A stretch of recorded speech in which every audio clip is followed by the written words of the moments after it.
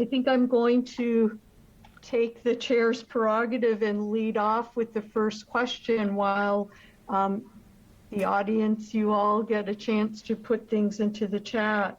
So I think the first question I'd like to ask about, and many of you touched on this, but let's do it explicitly because it is in the statement of tasks for this workshop. How do the models that you've presented help to address care transitions across settings?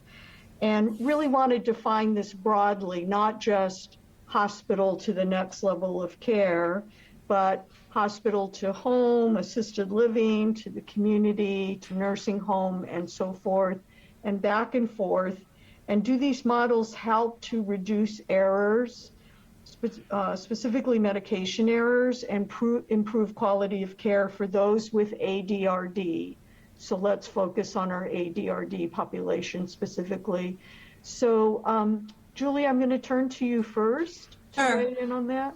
Yeah, absolutely. I mean, so the Money Follows the Person program is all about transition, and it's really broadly about rebalancing and allowing states to use money that's generated by these transitions. They get additional money to that the money follows the person means that the money that would have been spent in the nursing home is available for that person in the community, but it also means that the states get additional match. So there's that's the technical piece that benefits the states and they use toward rebalancing. So in terms of transition, that's like the main focus, and all of the resources are really focused on setting up a care plan that is going to be successful and support the person and their family once they go into the community. But a big piece of it and a requirement of it from the CMS perspective is that when people transition through the demonstration, they have to transition into a community-based program that's going to then support them. It doesn't end with them coming out and getting, it's basically a year's worth of continued funding. Wherever they transition into has to be an ongoing program that then has other like focuses on other types of transitions for that person. So for an older person with dementia, they would transition, if, for example, in Connecticut, they would transition into the home care program for older adults in Connecticut. That is a Medicaid waiver program that has a case manager that contacts them every month, visits them twice a year and does a full assessment, but does a monthly check-in. And if there are transitions, hospitalizations, the care manager stays involved with helping them either get back home or go to rehab and come back home. So that's sort of built in. But it's not foolproof. There's still, and as I mentioned, I think one of our outcomes was it would be great to decrease the numbers of those transitions that continue to happen. In the COPE program, there is the focus on education especially for the caregiver, from the occupational therapist work and also from the nurses work. And so and then also coordination with the primary care provider for that person and for that diet. So trying to improve that family caregivers resources and understanding of the course of the disease and the kinds of things that they can reach out to. Integrating the COPE program into a community-based program, there's another whole set of services that person is also getting outside of the COPE program. So there are mechanisms in place, but they're not perfect, I would say. And I think that there's more explicit work that could be done to both smooth out transitions, but to further prevent additional transitions in both. Yeah, and I'm hearing, as you're describing the specific people involved, that there are deliberate efforts to try to integrate the healthcare needs with the community-based services. But it does sound like, as you say, and as your evidence showed, that there were increased rehospitalizations and ED visits and falls.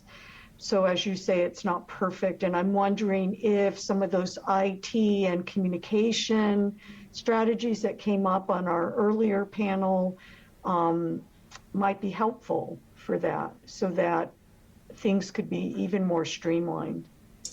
Yeah, and I think, yeah, the IT for sure. One thing actually that's really interesting that's getting set up in Connecticut, and I think other states as well, but I obviously know more about what's happening here. Using the American Rescue Plan Act funds, we have the state HIE program, and part of the funds are being devoted to value-based payments to home and community-based providers, to HCBS providers, to join up with the HIE program. And so they will be able to see data that the primary care providers see, that the nursing homes see, that the hospitals see, and trying to develop some incentives and targeting and risk, identification for preventing some of those kinds of transitions, avoidable hospitalizations specifically. So that's sort of a place to, and we'll be helping to evaluate that. So that's to be determined, but definitely an example that's really exciting. Thank you so much. Jennie, I'm wondering if I could turn to you to speak about this topic. Sure.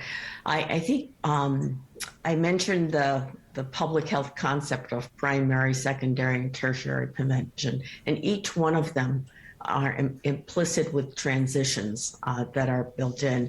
So one is helping, say, the family caregiver or the direct care worker anticipate behaviors or some clinical changes that might be occurring so that they have greater agency and capacity to deal with this, to mitigate these issues of suddenly having to go to the ER or having multiple hospitalizations, because a lot of that could really be addressed by understanding variance and knowing when to report. So this is our whole goal, is helping people stay in their best functional steady state as possible, depending on what their clinical combination of issues are. So that's for both the family and the care worker.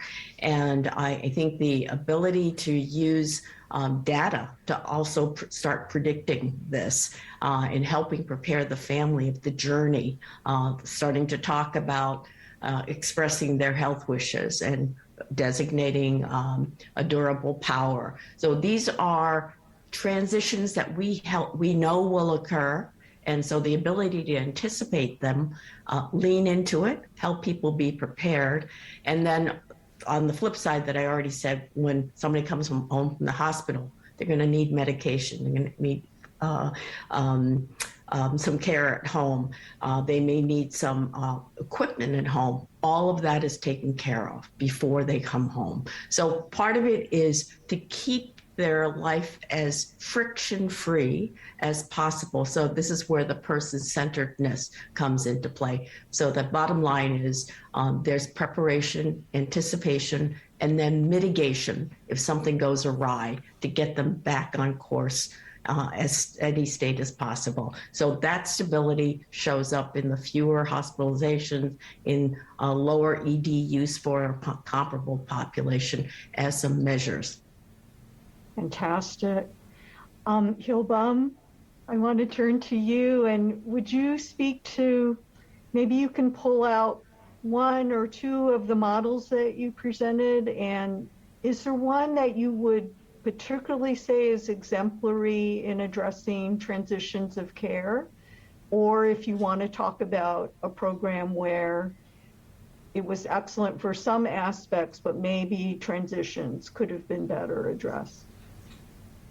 Thank you, Sharon. So, yeah, like I mentioned, we have identified a few models, but of course, there's no perfect model which has all the good, elements within one program. So, different programs have different aspects. But in general, if we combine the good elements, as other people also mentioned, I would say one important point is care coordination. That even in different settings, that person can be referred to different health and social services, and the family or person do not need to identify and utilize the different services themselves. So, and then another thing is how to support carers, especially in home and community settings. So without properly supporting carers with the proper training or education or providing respite care, then there is a risk that persons are not really well treated or address their needs in home or community settings. And finally, someone also mentioned the importance of continuous monitoring and assessment.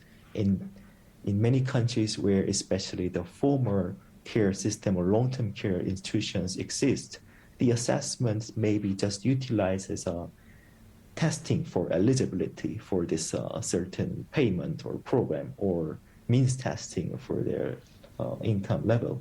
But I would say that care coordinator and the related provider should be continuously involved in assessing the needs, the changing needs and changing situation of a person, so that the transition can be smoothly done. Excellent. And do you find, I know Hyobum in several, Asian countries that are extremely rapidly aging, the whole issue of providing caregiver training and care coordination has really reached, urgent levels. And I'm wondering if you could speak just for a moment about some innovative models that you've seen, because I frankly think we're not far away from that here too.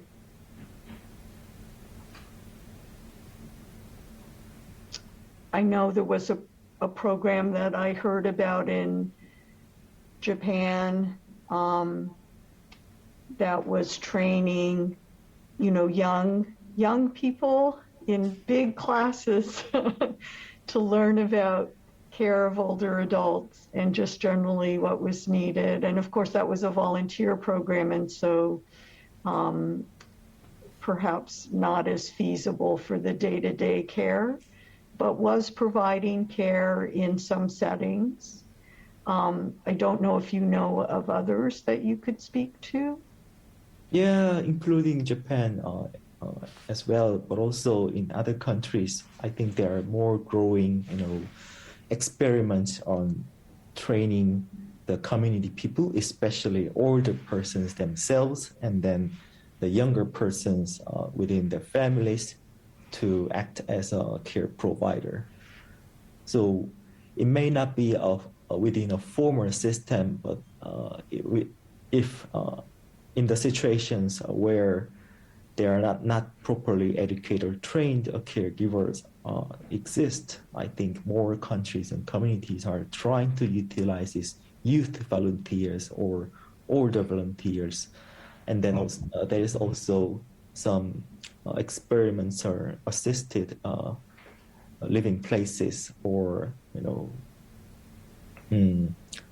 joint living facilities that older people can live together and then provide support to each other. But this is also limited to people who can relatively function independently, rather not entirely needing care for their independent status. Right. But like aging in place communities that are supporting each other. Yeah. Right. Thank you so much, Hyobum. Peter, I'm going to turn to you to weigh in on this issue of transitions. Thanks. Well, readmissions are usually a quality measure, and they're expensive, so they're actually one of the first areas of focus in most all programs. It also sort of shows you that you have the ability to care manage people, and I think you're going to focus in on the people that are most likely to be readmitted, and people with dementia are in that vulnerable population. usually it's the first thing that groups focus on right after just providing access to primary care as the primary service. But it really leads to some downstream things other than just calling folks on the weekend, which is important, and contacting them, seeing them in the office very quickly after they've been discharged. But it really sets up whole home visit programs. We didn't have strong home visit services in Rhode Island, but we are creating them and expanding them so that we can have people that are seen in their home, because you can't expect every primary care doctor to go make a house call on every patient that can't get to the office. Now, telemedicine may have expanded some capacity, but I think there's no real substitute, especially when someone leaves the hospital, for going and looking to see what the home looks like and seeing what the medications are. We've created greater notifications through health information exchanges. Some are sort of statewide, some are sort of commercial ventures. There's really no reason why there isn't a national HIE so that everybody would know about every transition. That's something that's well worthy of support. We know from the literature from people like Mary Naylor and Eric Coleman that this is an important thing for cost and quality. I think the area where we're really not doing a very good job is transitions to the hospital. And I found it extremely frustrating going from being a primary care physician that went to see patients in the hospital. I both changed hospitals, changed practices, and stopped seeing my patients in the hospital. And it really was frustrating to me that I couldn't get information across, and I was always reading the charts on a daily basis and saying, like, what in God's name are they thinking they're doing with this patient? And of course, they actually were probably doing the right thing most of the time, but you have to be a critic when you're the person's on the outside. I just was frustrated by it and felt that it's a major problem. I learned, because people are so focused on getting through the rounds as hospitalists, getting the patients out right away so that next bed is available for a patient that's waiting in the emergency room or the surgical case that has to be scheduled, that one of the things that actually works, even though it was my inclination, is chat through the EMR. And I just gave up on trying to actually talk to people. That's not possible, but you can text them, and it turns out that you can actually have a reasonable exchange of information that way, or at least focus them in on something, and they know you care about the patient, and then they will continue to converse with you as you go on. So transitions are critical, and I think almost every alternative payment mechanism focuses in on them so that they do address this. Fabulous. And Peter, while I have you, I'm going to have you go first with the next question, which is also on the statement of tasks for this workshop, is how do the current programs and financial arrangements match the patient's goals and priorities to the care they receive? Could you speak to that and some of the initiatives that you've touched on? Well, I don't know that they inherently do, but I think there are a few aspects where I think it's fair to say that they would promote getting care adherent to patients' goals. So the first is that there are patient experience surveys, whether they're called CAPS or in the PCF program they're going to be called PECs, because I think they alter the CAPS survey slightly, so there's like a copyright issue, so they have to slightly change the name. And they do ask questions about a variety of things, but there are ratings of overall perception of care, and there are questions about whether there was shared decision making, et cetera. So I think those are very valuable. I think they can be strengthened. I think there ought to be a point blank question when people leave the hospital, at least in transitions or maybe during the year, that says, is the care you are receiving consistent with your expectations and goals to the patient or the caregiver in the case of many people with Alzheimer's disease and related disorders? I think the other thing that happens is that when I first went into geriatrics, I'll never forget sitting next to a person at a fundraising from college who was a very successful businesswoman, and she said, oh, you're a geriatrician? Let me tell you about my Uncle Bill. He keeps going in and out of the hospital with UTIs, blah, blah, blah, blah, and this stuff. And I just looked at her and said, like, do you think that Bill would want to keep going in and out of the hospital all the time? And, this was an extremely intelligent, competent, forceful woman, and no one had ever sort of presented that as an issue. And I think when you talk to people about their wishes are, what they are, and give them permission to state what their care goals are, you could end up, as a side effect, saving money and improving quality. And so I think that's kind of a win-win. It's even come down to that there are algorithms. We had a company that did this at Blue Cross. They have algorithms of claims where they could actually contact people and basically say, well, based upon some things, we sort of think that you might be approaching a stage of frailty, and start a conversation with them. And, this was their pitch, but I actually believe it, is that a lot of people said, oh, thank God someone called, because my children won't let me ever discuss this with my doctor. So I think there's lots of ways that these programs can, if executed properly, bad choice of words, I guess, can affect better care. Thank you, Peter. Yeah, I guess to reword the question slightly, what are the programs doing to try to ascertain people's goals and preferences for care? Is that being formally done? I know that, there's a big movement as part of the age-friendly hospital systems to do so. And I'm wondering what you're seeing. It's particularly difficult and particularly important in people living with dementia. Oh, sorry, I didn't direct it quite the way you wanted. Well, I think a few things. People have primary care physicians, having that relationship, or I should say primary care clinicians, because frequently they may identify with the practice, or they may identify with a nurse practitioner, other advanced practice nurse, or a physician's assistant. So that's number one, relationships. Number two, if you have care management, I think all the care management staff, which are usually nurses, but in some practices might be social workers, or they might have both. For instance, in our practice, they're pretty much attuned to trying to make people aware of expressing their goals, what their care wishes are. We all very much encourage, and this is partly done for purposes of risk adjustment coding, but the pleasant side effect is that if people do an annual wellness visit, one of the things they do is they discuss advanced care planning. For the Primary Care First program, advanced care planning discussion doesn't have to be much, but at least it brings it up, is an actual quality measure that you must be successful in. So I think there is a greater awareness of programs in Rhode Island. We're very fortunate that we have excellent hospice programs. I think people are expanding palliative care programs. We have palliative care programs in the hospital. We have a palliative care residency fellowship type of thing. So I think there are some very specific things that are being done.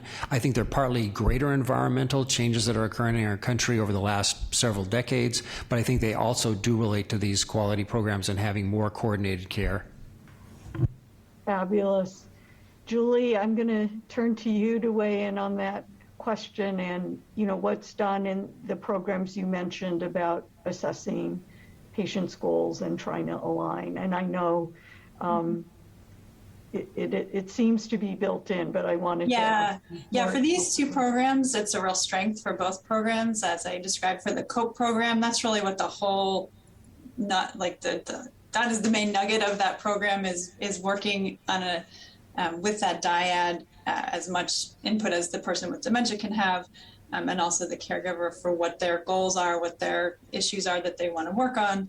And so, that's just a huge, visible element of that program. And similar for Money Follows the Person, of course, the transition component of that, it is voluntary. That's the first eligibility criteria. You have to want to make a transition to the community. But then the care plan that's put together is put together with that patient's, that person's goals in mind. And the CAP survey there, just to echo a little bit more on that, we do use there's a relatively new version of the CAP survey that's specifically for home and community-based services, and that's used across Connecticut in all of the home and community-based services programs, including Money Follows the Person, and that does have a question about, does your care plan include things that are important to you, and does the person who takes care of you most, usually a home health aide or a personal care assistant, do they know the things in your care plan that are important to you? And so there is that sort of feedback loop.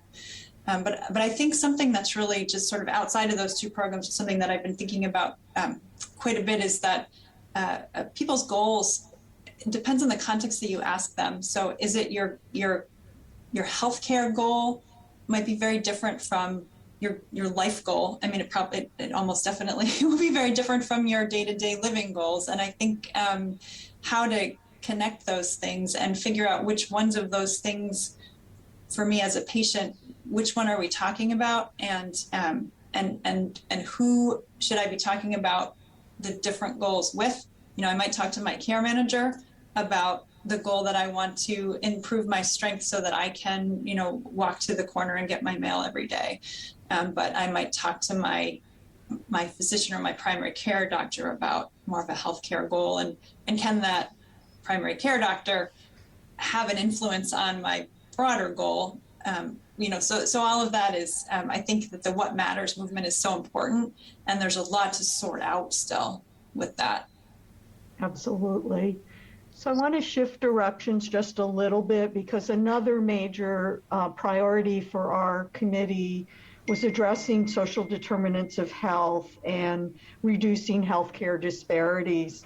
And I was wondering, Jennie, if you could speak to how the models that you've described address healthcare disparities in underrepresented groups.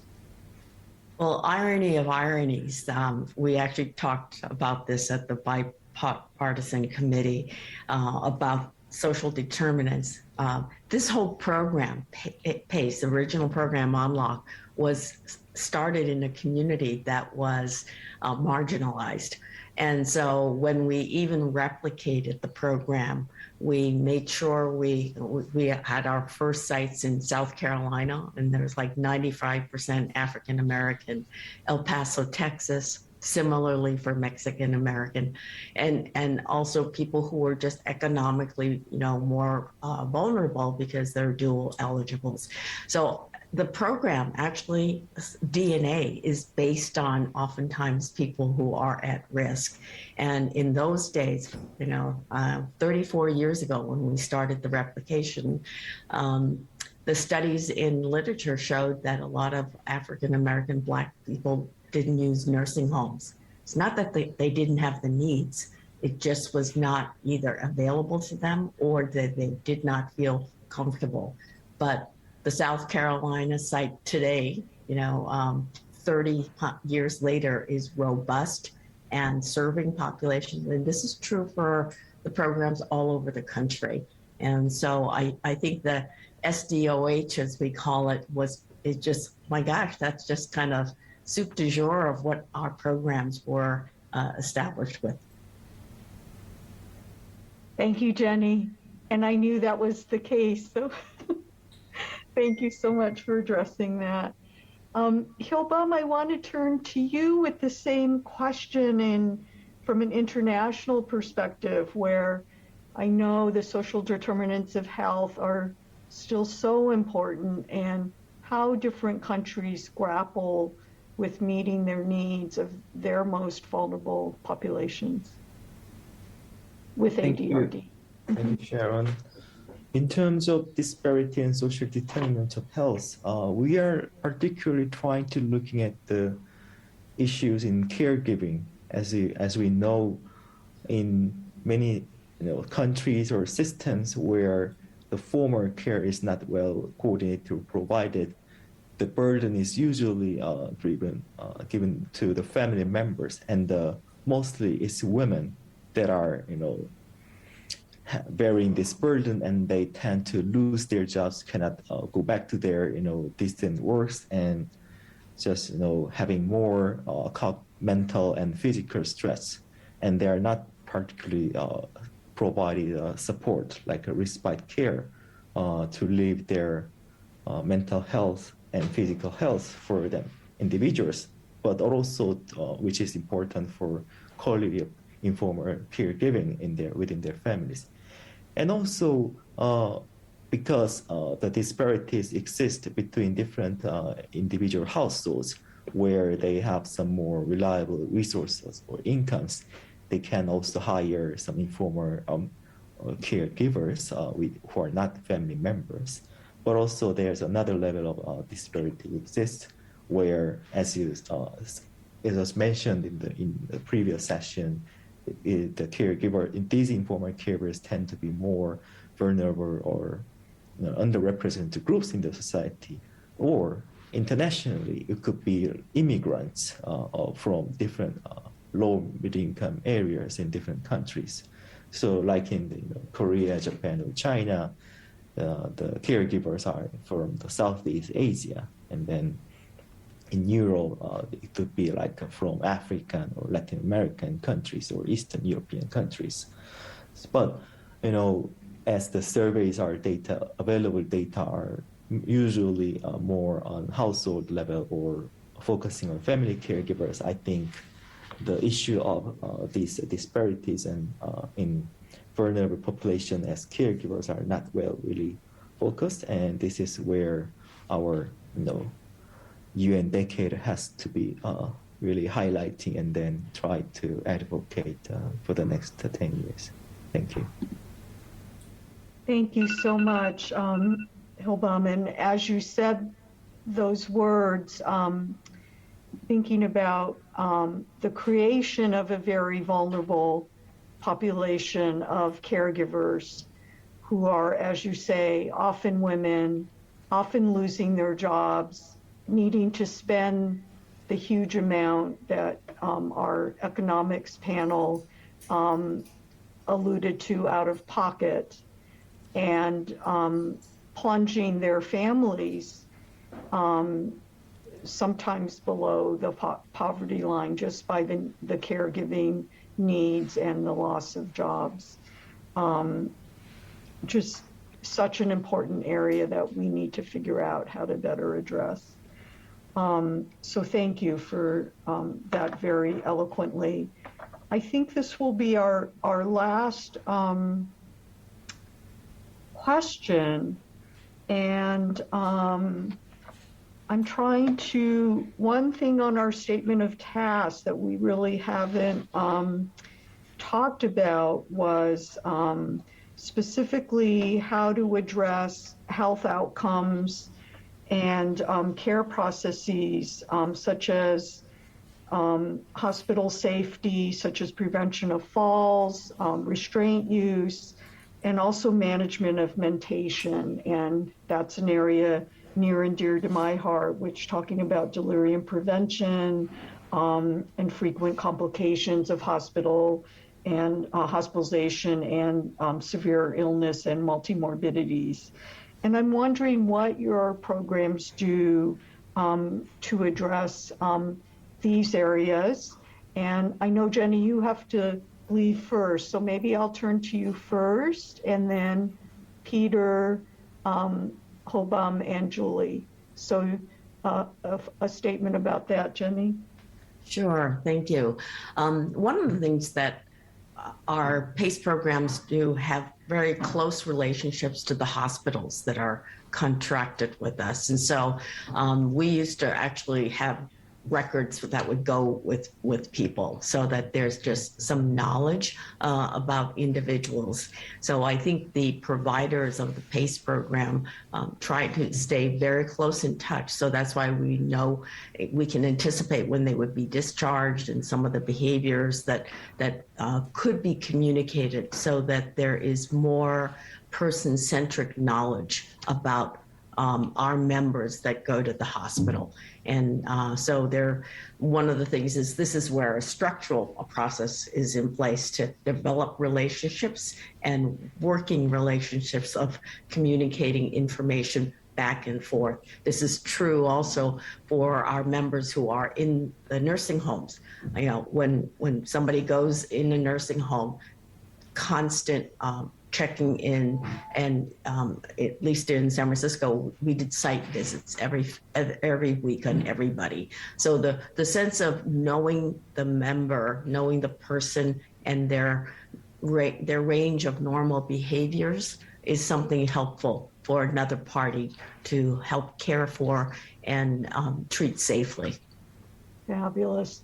And are the PACE staff specifically trained in things like delirium prevention? Yes. Okay. Yes. That's what I thought. Yeah, there's always that kind of continuing education. And since there are team meetings literally every day and formal meetings once a week, you know, those are teaching opportunities when we actually talk about individuals and their clinical conditions. So there's kind of that ongoing information sharing, exchange, and learning. Fabulous. Peter, can I turn to you for comments on that and any other closing comments you want to provide? Thanks. Well, I think the most of the programs have sort of an inherent basis for having some safety in that it usually increases costs, lengths of stay, likelihood of needing post-acute care, unless the person expires due to the treatment that they get. But I do think we want to be very careful of the measurement burden that some things can be put on primary care. They actually can divert things from more important activities to have people focus on, or having inverse effects like we've had with falls and then immobility that results in the hospital. So that's why I think really the patient experience of care, whether care goals are consistent with the patient's caregiver's needs, are probably the most important parts of us to measure in the quality programs. Okay. And Julie, any closing words or closing thoughts? Well, just on the COPE program, I think the combination of the occupational therapist and the nurse components really works well for that safety piece. So, and again, with the individualized approach. So as Jennie was saying, knowing the individual, but the occupational therapist may talk about different things to do for the person with dementia in terms of exercise and that kind of thing. And the nurse also then is looking for things that may be undiagnosed through those lab tests, and then getting that information to primary care providers. So trying to integrate that, but it is a one-time program. You know, it's implemented, and then the caregiver, but the person with dementia continues to develop and go through. So there are, you know, probably opportunities for booster sessions and those kinds of things, kind of continuing that conversation. Thank you. Yeah. And Hyobum, the final closing word for you. Thank you, Sharon. So just from WHO's perspective, yeah, it has not been very long that this program on healthy aging, long-term care, and then also care for dementia has been really been highlighted and then being prioritized. And then it's still a long way to go for us. The problem is that while the high-income countries have tried to establish the programs and systems and for these people, the most other countries in lower middle income economies are not really in place yet to provide care for these people in need, and then also the informal carers and family caregivers, which we cannot even know the exact situation and exact amount of burden given for them, which must have been exacerbated during the COVID-19, as you can see from your country evidence. So I would say it's very urgent for us, international organizations and WHO, to quickly find out what has been done, and then what are the good examples and models, so that we can at least recommend and provide some scenarios or models of care, other than just trying to recommend a certain types of experiments. So yeah, I thank you for inviting us again, and then this is really good learning opportunity, and I hope what US and America feels the urgency and the priority is the same for other parts of the world, and then your lessons can be also usefully learned, and then you can learn from each other. Thank you. Thank you, and I want to thank you, the four panelists, so much. You have really told us about some incredibly innovative programs and evidence, and have really provided a moral vision and a will for creating the change that we need. And so I want to thank you so much. And now I'm going to turn it over to Dr. Terry Fulmer, who's going to offer some closing words today.